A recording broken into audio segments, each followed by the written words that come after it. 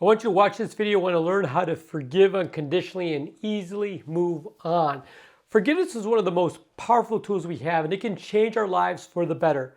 So here's a great story to illustrate this point.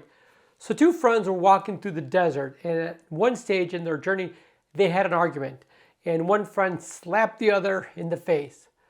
The one who got slapped was hurt, but without saying a word, he wrote in the sand, "Today, my best friend slapped me in the face."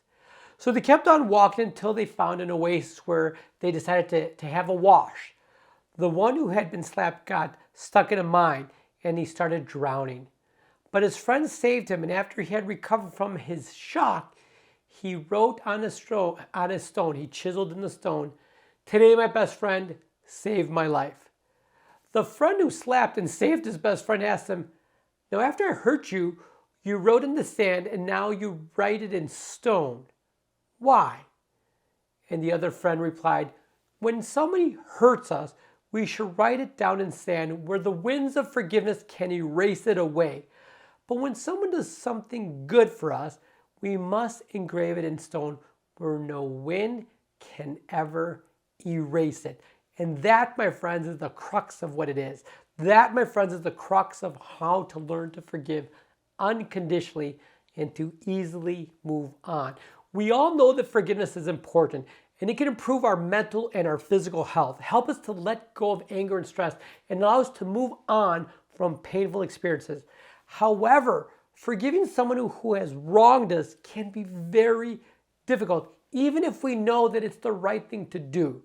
So if you're struggling to forgive somebody, here are a few things that can help.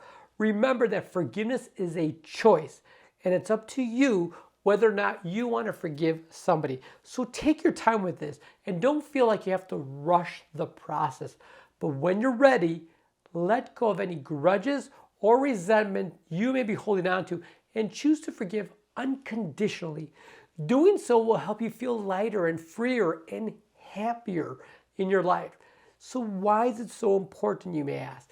Why is it so important to forgive, but how to easily move on when you feel hurt when somebody caused you? Well, forgiving others and letting go of the hurt that has caused you is a liberating experience. By forgiving unconditionally and easily moving on, you're going to be able to interact with the other person in really a more positive way and to reduce negative feelings that were created due to their misdeeds. Not only will this help restore peace in your life and your relationship, but it will also benefit the other's well-being, as it can give you the opportunity to focus more on other aspects of your life, which makes you happy, rather than just dwelling in something that has already happened.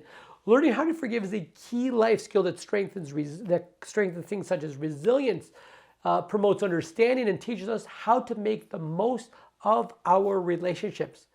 There are lots of benefits to forgiving and forgetting, but forgiving is really what our crux that we're going to talk about today, my friends, because it improves things such as mental health, it improves things such as emotional health. Choosing to forgive can be one of the most transformative decisions that you can make in your life. It can literally help rewire how you think and you respond, allowing you to take back control of your physiologic state and well-being. An important step in improving mental and emotional health, as well as reducing stress level, is learning how to let go of past hurts. People who choose forgiveness often find themselves more open to experiencing things like joy and contentment. Not only that, but research has also shown that forgiving creates a pathway for more satisfying relationships with a greater sense of community among neighbors, friends, family members, and individuals in a wider social circle. Forgiveness leads us to cultivate self-compassion while maintaining healthy boundaries from those who have done us wrong. The practice of forgiving not only releases anger and resentment, but it provides an opportunity to reclaim our energy so that we can truly enjoy the richness and the beauty of life that it offers. Now, my friends, how do you do this? You may ask, how can you go about forgiving somebody who has hurt you deeply, even if it feels impossible at first? Now, forgiving somebody who has hurt us deeply can seem like a monumental task, almost impossible to achieve, you may say, but yet it's a necessary process to help us move forward in life. Before trying to forgive, it's important to acknowledge how painful that hurt was and how helpless we felt. But acknowledge and validate those feelings. Do not punish yourself for feeling that way. The next step toward forgiveness, though, is to gain perspective. Remind yourself why this person acted the way they did.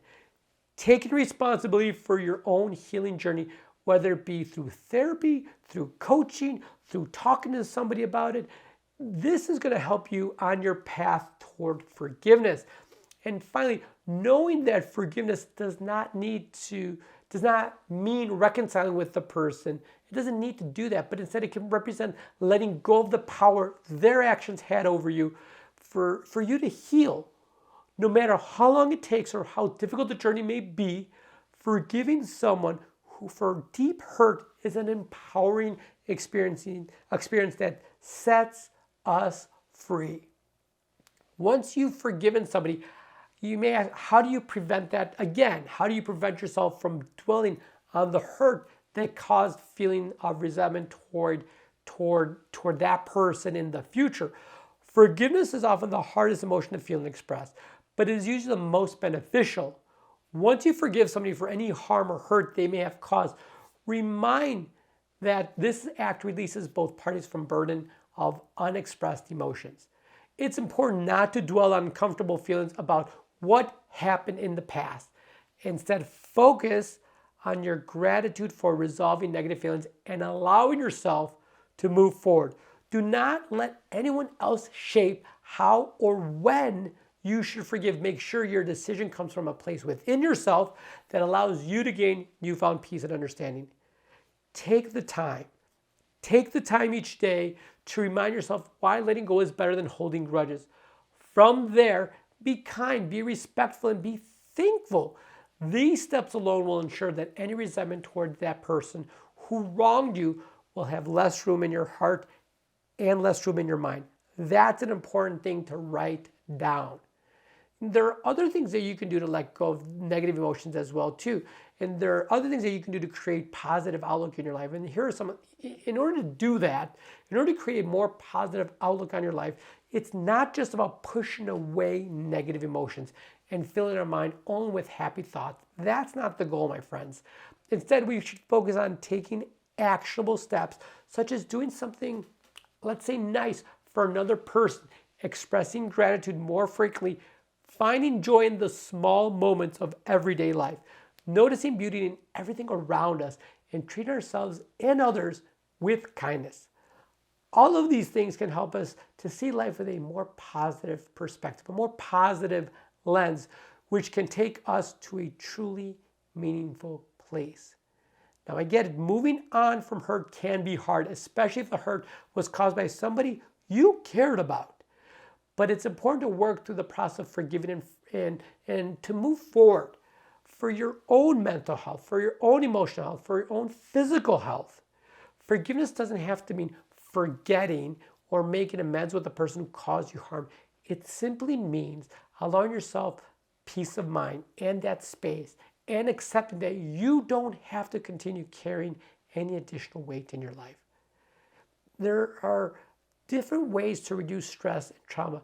It includes things like speaking with a close friend, or speaking with a therapist, or speaking with a coach, engaging in self-care practices such as exercising, or moving the body, or meditating, or writing in your journal, setting boundaries and communicating openly with others and attempting to focus on more positive aspects of life rather than negative ones. With dedication, with commitment, and with perseverance, everyone has the potential to heal from past experiences and craft meaningful moments in the now. So I hope you enjoyed today's episode, my friends. If you need some additional help, to help break through whatever plateau you may be on, be it personal or professional, then consider high performance coaching. I'm a certified high performance coach, and if you're looking for some specific strategies to get you through this current plateau that you may be at, hit the link right beside this video. I'm a certified high performance coach, and I want you to get on my calendar for a free 1-hour coaching session. The link is right beside this video, or it's in the show notes if you're driving. Hit that link, get on my calendar, and let's move forward together. Hope you have a wonderful day.